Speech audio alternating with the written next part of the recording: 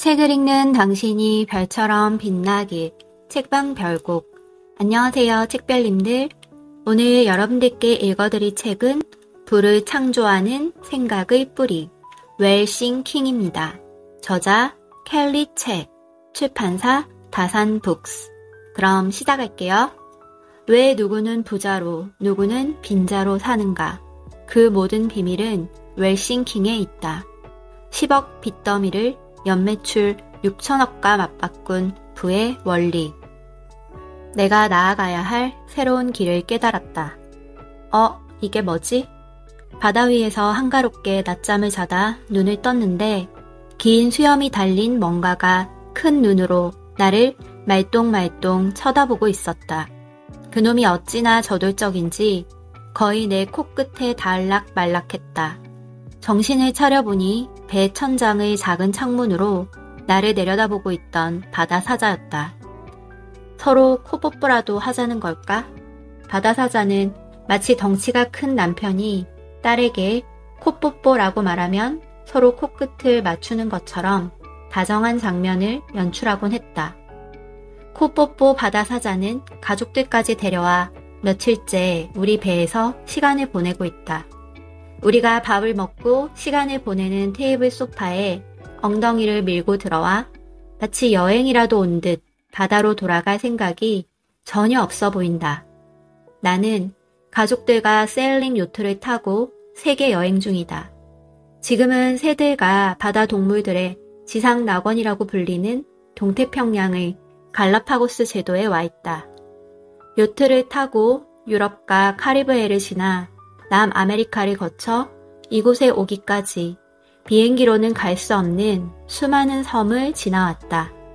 그 과정에서 자연의 웅장함과 신비함을 만끽했고 대자연의 품에서 자란 희귀한 동물들을 만나는 큰 축복을 누렸다. 이곳 갈라파고스에 오기 전 잠든 가족을 대신해 밤바다에서 홀로 돛을 지키고 있노라면 세상에 바다와 하늘 그리고 나뿐인 것 같았다. 그 순간 수백 개의 빛들이 칠흑 같은 바다를 환하게 비추며 내 곁을 쏜살같이 지나쳐갔다. 이 신비한 광경이 무엇인지 알 수 없었다. 가까이 다가가자 달덩이만한 해파리 떼가 형광빛을 내며 바다에 둥둥 떠 있었다. 내가 바다 위에서 본 가장 아름다운 장면 중 하나였다. 때로는 수많은 돌고래떼가 우리 곁을 지켰다. 엄청난 크기의 가오리떼나 상어떼와 함께 느릿느릿 수영하며 내 인생에서 볼 수 없었던 진짜 아름다움을 마주할 수 있었다. 우주와 바다가 이토록 아름다웠던가? 이 아름다움의 정체는 무엇인가?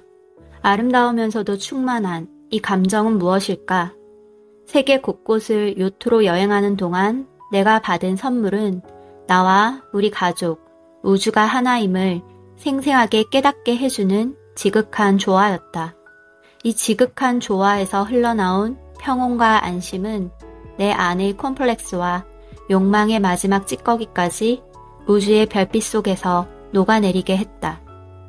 하늘에는 별빛이 찬란했다. 우리는 저마다 고독한데 하나로 연결된 듯 했다. 저 하늘이 있어 별이 빛나고 바다가 출렁이며 어디선가 바람이 일어 요트는 앞으로 나아가고 있었다. 이상도 하지. 그들이 나에게 새로운 길을 일러준 것은 아니다. 돌고래떼는 바람에 따라 속도를 내는 우리 요트 곁에서 말없이 달렸을 뿐이고 별은 무심히 환한 빛을 내 머리 위로 들이었을 뿐이다. 그런데 망망대해에서 단독으로 마주친 대자연이 내 마음을 뒤흔들었고 나는 내가 나아가야 할 새로운 길을 깨달았다. 나는 지방의 가난한 농가에서 태어난 흙수저 중의 흙수저였다. 부모님은 매일 눈코 뜰 새 없이 일하며 우리 6남매를 힘겹게 키워야만 했다. 내가 보고 배운 것은 소처럼 일하고도 다음 끼니와 육성 회비를 걱정해야 하는 농부의 삶뿐이었다. 고등학교에도 갈 수 없어 소녀공으로 낮에는 공장에서 일하고 밤에는 야간 고등학교에서 공부하며 힘겨운 시절을 보냈다. 게다가 난독증이 심해 제대로 읽지 못한 탓에 성적은 늘 밑바닥을 맴돌았다. 성인이 되어 어쩌다 시작하게 된 사업으로 10억 원의 빚만 떠안게 되었다. 그때 내 나이가 30대 후반이었다. 그런 나에게 어떤 희망이 있었을까? 차라리 죽는 게 더 낫다고 생각한 날들이었다. 하지만 나는 그 순간에도 삶을 포기하지 않았다. 다시 한번 엄마를 위해 살아내겠다고 굳게 마음먹었다. 예전에 나를 버리고 새로운 사람으로 재탄생하기 위해 뼈아프지만 내 실력이 부족했다는 사실을 정직하게 인정했다. 그리고 나와 비슷한 배경과 실패를 딛고 성공한 1000명의 부자를 공부하기 시작했다. 나는 부자들의 공통된 사고방식을 하나씩 따라하고 완전히 체득했다. 그 결과 5년 만에 내가 목표했던 모든 것을 이루게 되었다.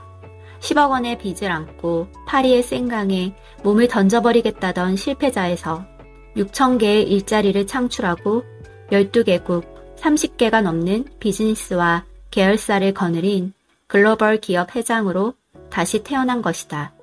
이러한 성장을 가능케 했던 것이 부의 생각, 웰 싱킹이다. 나는 부자들이 했던 방법을 그대로 따라하면 나도 그렇게 될 수 있다고 믿었다. 믿음에서 그치지 않고 몸소 실천한 결과 5년 만에 내가 100년을 일해도 못 이룰 거대한 부를 갖게 되었다.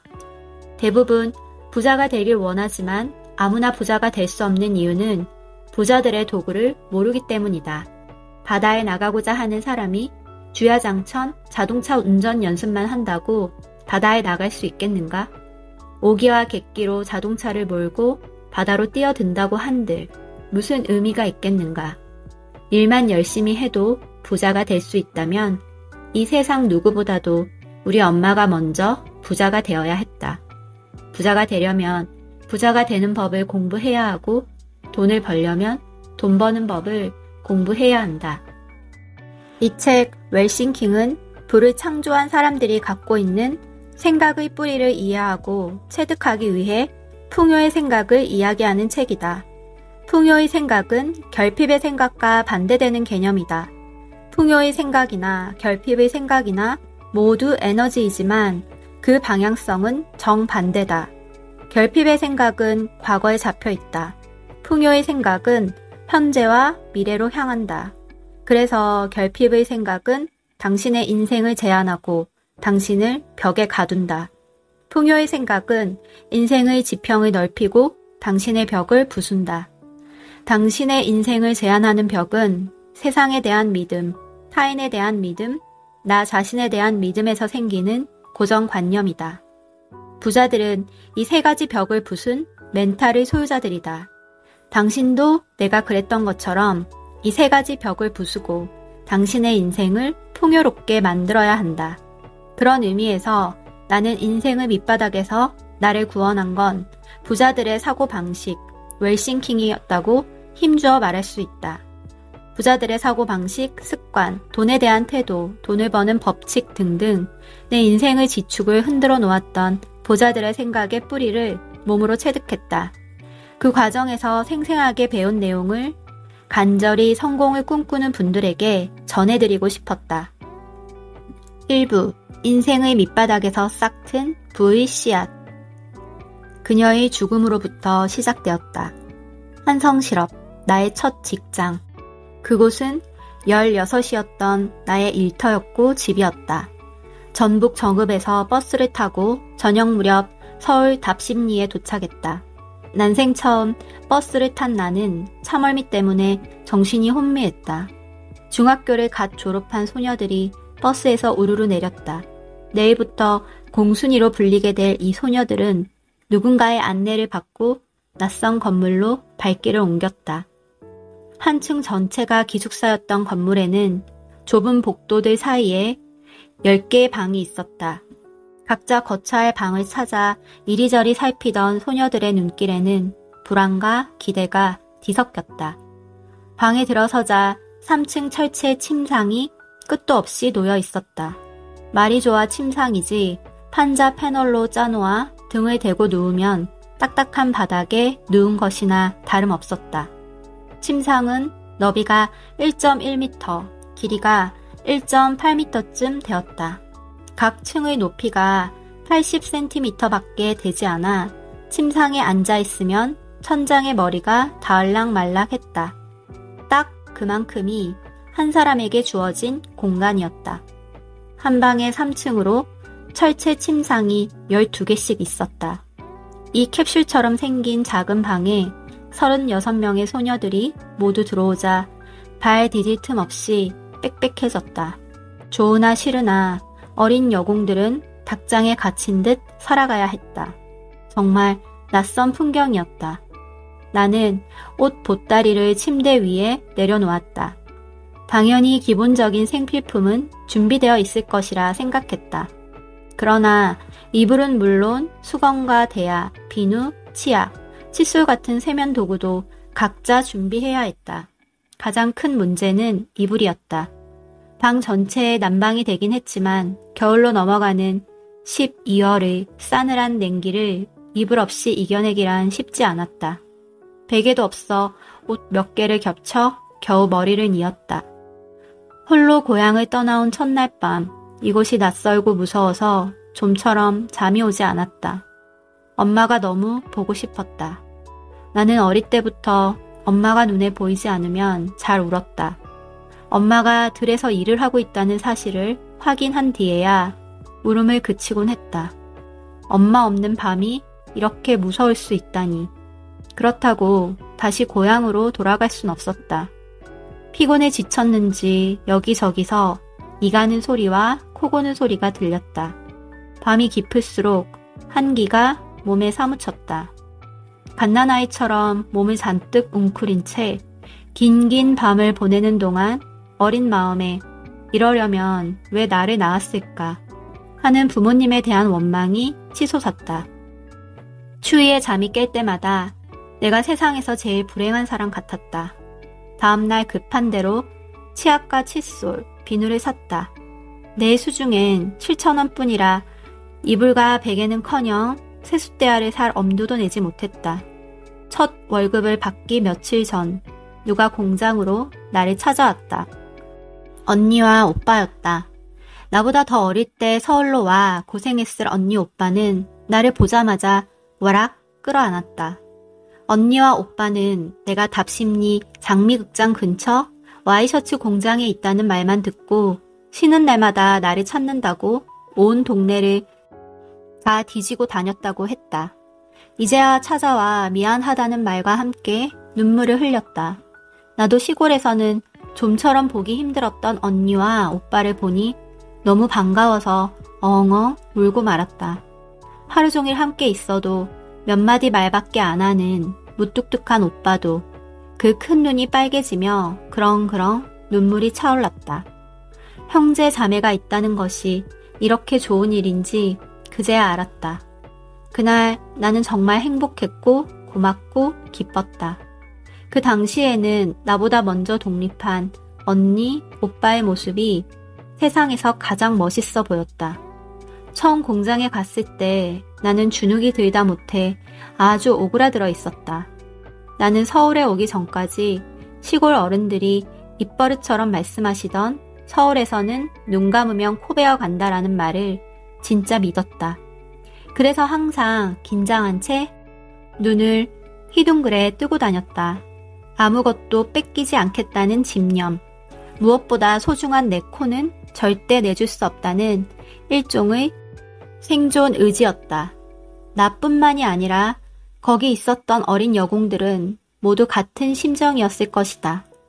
이렇게 심리적으로 불안한 상태에서 언니와 오빠를 만나다니 그야말로 천군만마를 얻은 기분이었다. 뭐 필요한 거 없니? 언니, 나 이불하고 베개랑 세숫대야 좀 사줘. 그 말을 듣자마자 나를 물끄러미 바라보던 언니가 눈물을 흘리며 진작 찾아오지 못해서 미안하다고 말했다.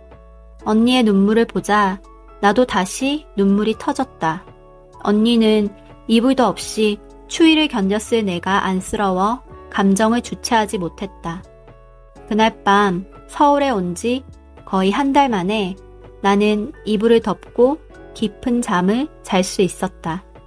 새벽같이 일어나 온종일 일하고 야간 수업까지 듣고 나면 밤 12시가 넘어야 잘 수 있어 몸은 고되고 잠은 모자랐다. 공장에 온 뒤로 제대로 잠든 것은 그날이 처음이었다. 누가 이를 갈고 코를 고는지 이제 더 이상 아무 소리도 들리지 않았다. 언니와 오빠가 사준 이불은 그렇게 나의 든든한 방패막이 되었다. 페이지 54. 지금도 마찬가지다. 앞으로도 나는 무수한 실패를 반복할 것이다. 반드시 그래야 한다. 성공할 때보다 실패할 때가 더 많아야 강해진다. 그러므로 실패 자체를 너무 두려워하지 않았으면 좋겠다. 오히려 실패가 두려워 시도조차 하지 않는 삶의 태도를 경계해야 한다. 무엇보다 그 무수한 실패가 쌓여야 언젠가 성공의 기회가 찾아온다는 사실을 당신이 잊지 않았으면 한다. 어린 날에 수없이 넘어지고 깨지면서 당신도 이 땅에 굳게 선 것처럼. 페이지 66. 목표 달성도 결국 지속과 해결이 관건이다. 포기하지 않는 것, 문제 앞에서 도망치지 않는 것만으로도 완주는 가능하다. 단, 혼자서는 외롭고 지난한 길이 될 것이다. 성공한 사람들 곁에는 늘 훌륭한 스승이 있었다. 그러므로 성공을 원한다면 어떻게 할지 고민만 하지 말고 스승을 찾아 벤치마킹하라. 스승의 시선으로 꿈을 향한 여정을 지속하고 문제를 해결하라. 페이지 108. 돈보다 행복이 중요하다. 돈보다 건강이 중요하다. 돈보다 가족이 중요하다. 등처럼 돈보다 무엇이 더 중요하다는 글이나 말을 접할 때마다 나는 위태롭다고 느낀다. 삶은 갖가지 요소들이 균형을 이룰 때 비로소 안정을 느낄 수 있다. 돈만 많다고 행복한 것도 아니며 가족과 화목하다고 걱정이 없는 건 아니라는 말이다. 행복, 건강, 가족, 돈 등의 모든 요소를 골고루 갖춰야 한다. 그렇기 때문에 돈도 다른 요소처럼 중요하다. 페이지 133. 당신의 삶이 한 권의 책이라고 했을 때 낱장에서 일어나는 실수에 너무 집중할 필요가 없다. 가령 책에 잉크를 떨어뜨렸거나 부주의로 책이 찢어졌더라도 너무 매달리며 자신을 탓하지 말라는 말이다. 그냥 다음 장으로 넘기면 된다. 당신이 다음 장에서 해야 할 것은 다시는 잉크를 떨어뜨리거나 찢기지 않도록 주의하는 일이다. 물론 그런 일이 또 일어나더라도 그냥 넘기면 된다. 페이지 221. 사람들은 대부분 자기 자신이 의식의 주체로서 생각을 통제하고 있으며 자신의 뜻대로 살아가고 있다고 믿는다. 하지만 3초마다 생기는 대부분의 생각은 우리가 예전에 봤거나 경험한 것이 잠재의식 속에 있다가 발현되는 것이다. 경험을 통해 3초마다 떠오르는 생각이 중요한 이유는 이 생각이 보내는 메시지 때문이다. 그 메시지가 나쁜 생각이라면, 미래에 대한 불안이라면, 포기의 종용이라면 어떻게 되겠는가? 그 인생의 결과는 불을 보듯 뻔할 것이다. 행복한 일상 속에 있더라도 노력하지 않는다면 삶은 한순간에 무너질 수 있다. 그래서 목표를 이루는 것보다 중요한 것이 고난을 이겨내는 힘이다. 고난을 이겨내려면 살아야 할 이유를 명확히 알아야 한다. 특히 당신이 유일무이하고 가능성이 무궁무진한 존재라는 것을 스스로 믿어야 한다. 원하는 것을 얻으려면 먼저 당신부터 귀하게 여겨라. 삶을 하찮게 여기는 순간 사람은 그때 죽는다. 내가 생강에서 한번 죽었듯이. 여기까지 오디오북 잘 들으셨나요? 내용이 좋으셨다면 구독, 좋아요, 알림 설정 부탁드립니다. 그럼 다음 영상으로 만나요. 들어주셔서 정말 감사합니다.